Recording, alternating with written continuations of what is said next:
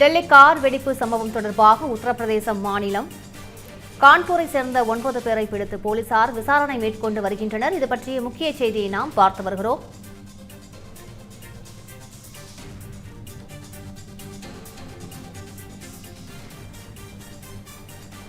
கைதான லக்னோ பெண் மருத்துவர் ஷாஹின் ஷாஹித் உடன் தொடர்பில் இருந்த 9 பேரிடம் விசாரணையானது தற்பொழுது நடைபெற்று வருகிறது.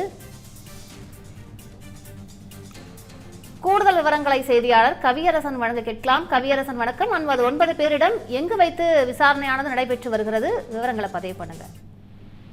வணக்கம் காயத்ரி. டெல்லியில நடைபெற்ற கார் வெடிப்புல 13 பேர் உயிரிழந்திருக்கிறாங்க. இது தொடர்பாக தேசிய புலனாய்வு முகமை தீவிர விசாரணையை மேற்கொண்டு வருது. அதற்காக 10 பேர் கொண்ட சிறப்பு குழுவும் அமைக்கப்பட்டிருக்கிறது.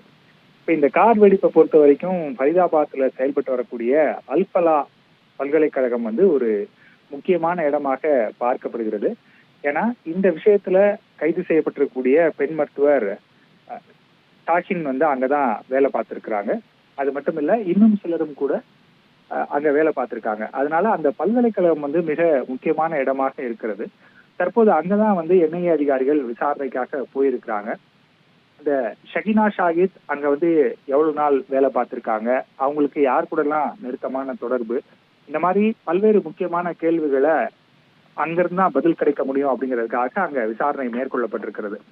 இன்னொரு முக்கியமான விஷயம் என்ன அப்படின்னா, இதுல அந்த மருத்துவ பல்கலைக்கழகம் ஒரு தன்னிலை விளக்கம் மாதிரி கொடுத்திருக்கிறாங்க. இந்த விவகாரத்துல எங்களுக்கு எந்த தொடர்பும் இல்லை, டெல்லியில நடைபெற்ற கார் வெடிப்பு தொடர்பாக எங்களுக்கு பெரிய அதிர்ச்சி ஏற்பட்டிருக்கிறது, எங்களுடைய வேதனையை தெரிவிச்சுக்கிறோம் அப்படின்னு அவங்க சொல்லியிருக்கிறாங்க. அங்கேயும் இப்ப தற்போது விசாரணை நடைபெற்று வருகிறது. இது ஒரு பக்கம். இன்னொன்னு அந்த அல்பலா பல்கலைக்கழகத்துலதான் விபத்துக்கு பயன்படுத்தப்பட்ட I-20 கார் 11 நாட்களாக நின்று கொண்டிருந்தது அப்படின்னு சொல்லியிருக்கிறாங்க. இப்ப அந்த கார்ல அங்க வச்சுதான் வெடிமருந்துகள் எல்லாம் நிரப்புனாங்களா அப்படிங்கிற முக்கியமான கேள்வி இருக்கிறது. அந்த காரை அங்கிருந்து எடுத்துட்டு போனது யாரு? உமரே எடுத்துட்டு போனாரா, இல்ல வேற யாராவது எடுத்துட்டு போய் அவர்கிட்ட கொடுத்தாங்களா? இப்படி பல கேள்விகள் இருக்கு. இன்னொரு பக்கம் 9 பேர்கிட்ட என்ஐஏ அதிகாரிகள் விசாரணை நடத்திட்டு வர்றாங்க. ரகசிய இடத்துல வச்சு அவங்கள்ட்ட விசாரணை நடைபெற்று வருகிறது. இப்ப இந்த 9 பேர் யாரு, இவங்களுக்கும் இந்த தாக்குதலுக்கும் என்ன சம்பந்தம் அப்படிங்கிற மிக முக்கியமான கேள்வி இருக்குது.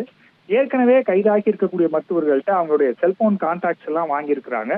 அதுல யாருக்கு அவங்க ரிப்பீட்டடா கால் பண்ணியிருக்கிறாங்க, என்ன பேசியிருக்கிறாங்க, எவ்வளவு நேரம் பேசியிருக்காங்க, எந்தெந்த இடங்கள்ல இருந்து பேசியிருக்காங்க, இப்ப இவங்க பேசின ஆட்களுக்கும் இவங்களுக்கும் இடையில ஏதாவது பண டிரான்சாக்சன் நடந்திருக்கா, மணி டிரான்சாக்சன் நடந்திருக்கா, இப்படி முக்கியமான பல கேள்விகள் எழுது. அதற்கான பதிலை கண்டறிவதற்கான முயற்சியில என்ஐஏ அதிகாரிகள் ஈடுபட்டிருக்கிறாங்க.